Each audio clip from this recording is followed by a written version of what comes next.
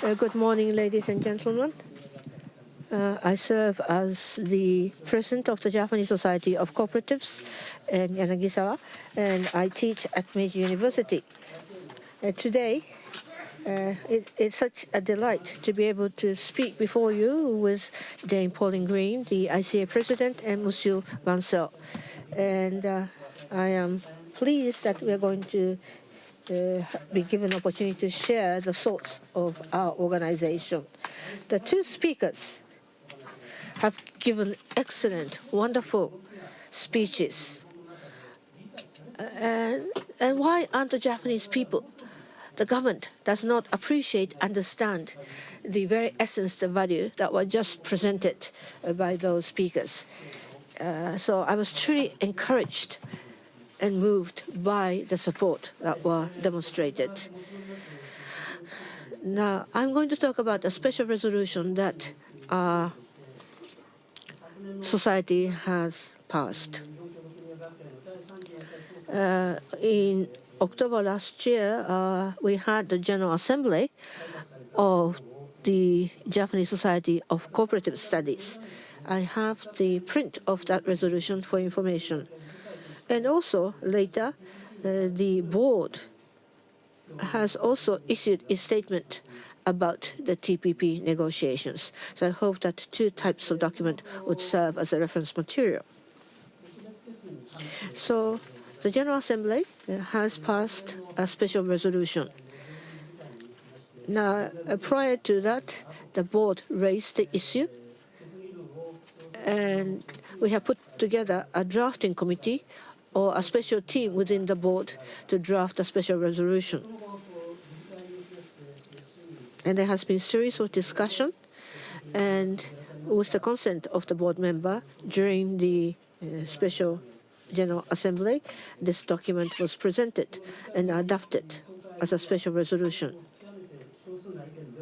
Some people, I must admit, was against the passage of such a resolution. The view was that we are academic scholars, and we should never issue an appeal that has any implication on politics. In all fairness, I believe that they have some valid views. But at the same time, we are faced with a situation where the government, the politics are trying to interfere and impose a change on cooperatives, which is an independent, voluntary, and autonomous body. We could not close our eyes to this development. That is why it has compelled us to pass this special resolution. So I would like to explain to you how we have arrived at this statement. There are 3 points. The first, now this is a piece of history. It was in June of last year, the second recommendation from the Council of Regulatory Reform was issued, and it was followed by the cabinet decision. And we came to a conclusion that those people have not really understood properly the cooperatives or cooperative movement. Rather, the cabinet decision itself is a grave challenge against the cooperative principles of 1995. And the third point, and which became more apparent with the coming of the new century, the whole world community has high expectations on the roles to be played by the cooperative, whereas Japanese policymakers are working contrary to the world trend. What they are trying to do is very contrary to what the world is going forward. Now, the society has said that the cooperatives are promoting mutual help through local community citizens based on the basic principle of participation, collaboration, and solidarity. The activities of cooperatives are deeply rooted in the livelihood of the local community, and the members themselves invest, govern, and operate. It is indeed an independent, autonomous body. However, the Regulatory Reform Council's recommendation is trying to allow the government's intervention into the activities of the cooperative. Last June, they talked about the abolition of the central union, demutualization, and the review of the board, and making the organization more flexible. They are not just recommending the review, they're trying to rewrite the law so that by force that they are going to impose the change of the structure and this organization. So they're trying to exercise force and power. We could not accept that as a society. After all, what the government is trying to do is to belittle or disregard the values that has been over the years created by the members. They are trying to deny the raison d'etre of the cooperative, which are the independent autonomous efforts made by the members. We could not just see the doors being closed to the further advancement of the cooperative movement and the self-reform efforts that were about to be launched by the cooperative members.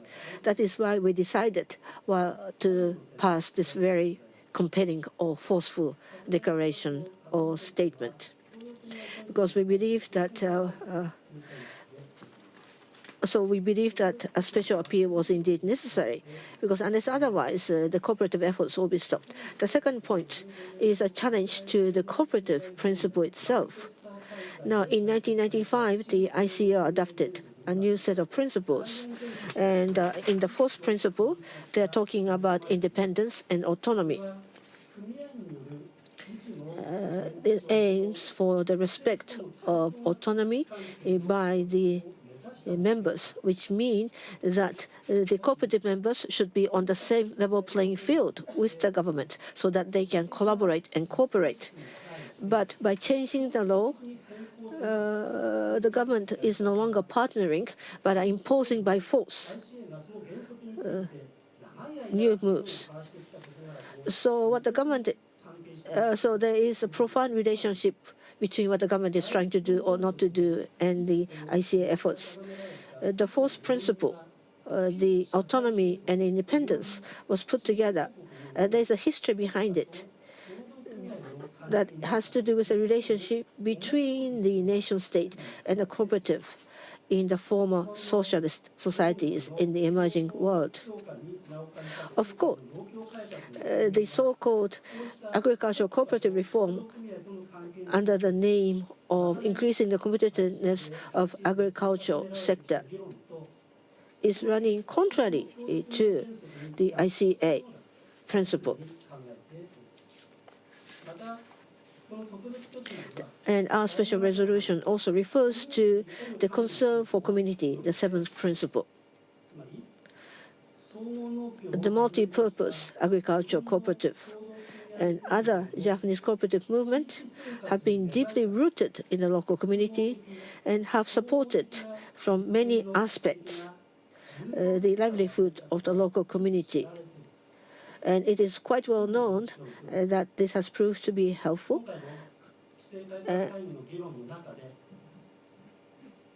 But the Regulatory Reform Council are arguing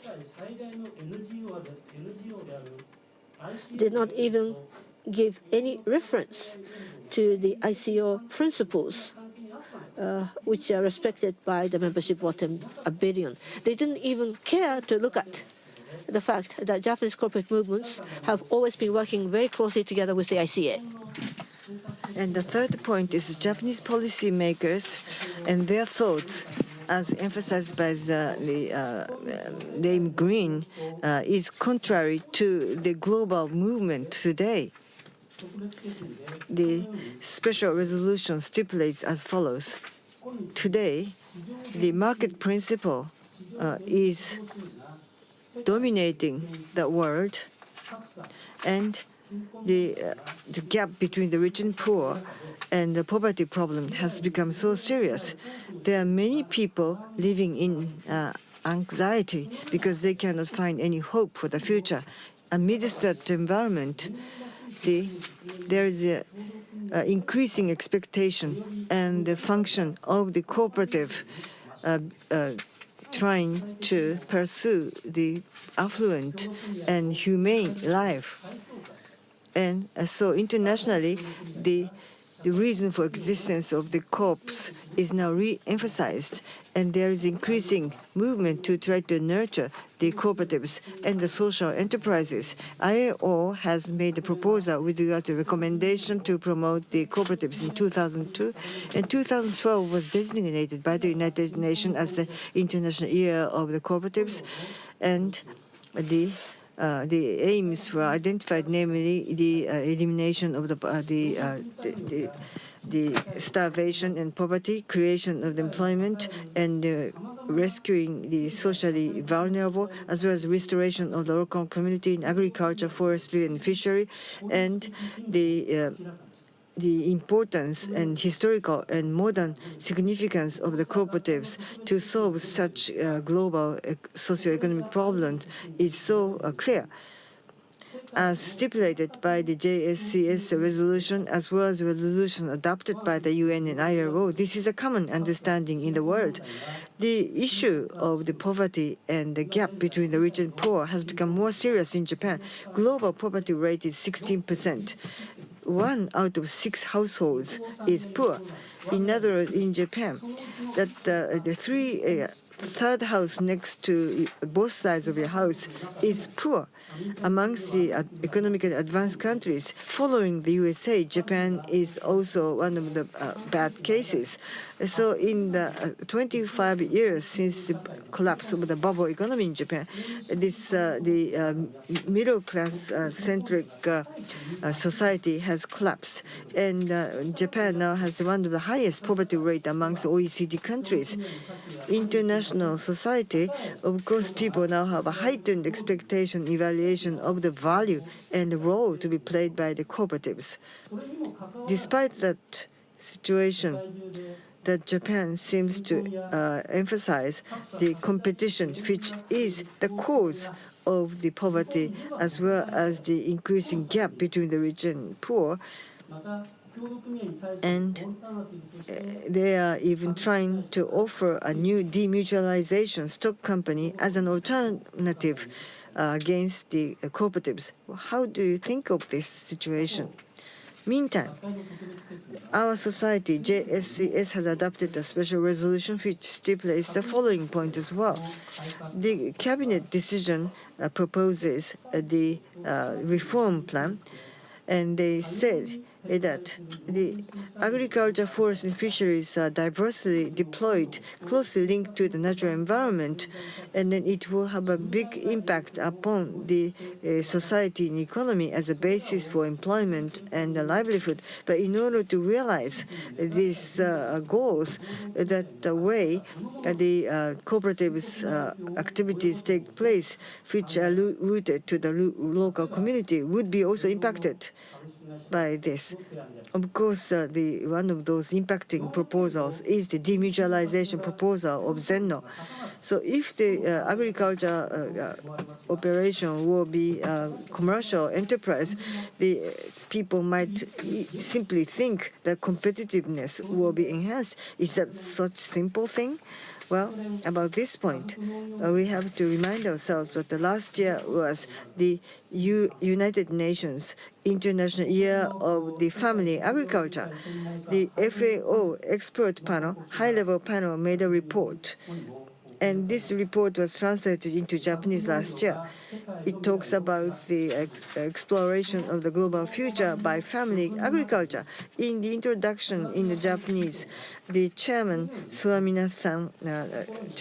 Suamina-san, made the following statement, which is quite moving, and we have to keep that in our mind. With a low self-sufficiency rate and high the aging population of the Japanese farmers, Japanese agriculture production system now is becoming more and more fragile. To tackle with such a challenge, Japanese policy makers are trying to concentrate agriculture farmlands to try to expand the scale and implement the structural reform by enhancing the participation of the private company in the agriculture production, and deregulation is to be promoted. But this option, would that be able to offer the enough food, employment, and a livelihood basis to the Japanese people? Can such a policy realize the food security? And would that contribute to the sustainable development of Japanese society? That kind of question was raised. And in a similar way as the other OECD countries, this report is closely related to the current Japanese situation. And I would like to emphasize this point. So this report has this message in the introduction. So these are proposals by the international organizations. Did the Japanese policymakers ever listen to such messages issued by the international organizations, or after reading this report, do they continue to ignore such a report? This report also points this out, as historical facts indicate that if there is a proper support by policy and public funding, then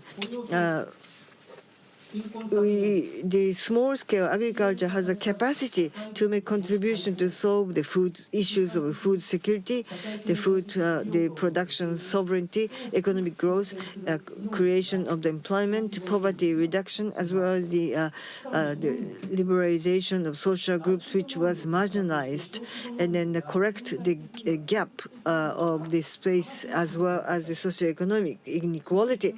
Another point raised is that compared to the large-scale economy, small-scale economy is more efficient potentially.